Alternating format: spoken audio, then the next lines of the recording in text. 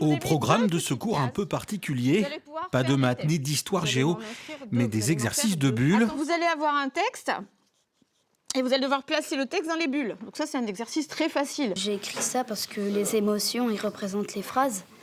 Après, c'est aussi, on le voit sur le personnage, que par exemple, celui qui dit « super, c'est encore la récré », il est content.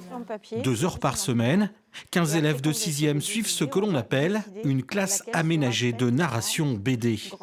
L'idée n'est pas d'en faire des professionnels, mais plutôt de les sensibiliser au 9e art. Et forcément, tous aiment le dessin.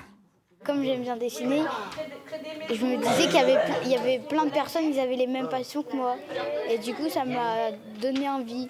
J'ai un grand classeur dans ma chambre où il y a des dessins. Et avec ces cours, ça te permet de progresser ? Oui. On apprend par exemple du vocabulaire de BD, et voilà. Tu aurais envie d'en faire ton métier plus tard ? Mais je veux faire un dessin animé. Ça, c'est bien. C'est une bonne idée de faire le détail. Encadrés par une prof d'art plastique et une documentaliste, les ateliers sont à la fois ludiques et pointus. On a parcouru aussi les bandes dessinées pour voir un petit peu les styles différents qu'on trouve par rapport à ça. Et en fait, après, la mise en pratique, c'est ultra important parce que ça leur permet d'acquérir vraiment des acquis et des notions concrètes. Seules 2 classes comme celle-ci existent en France.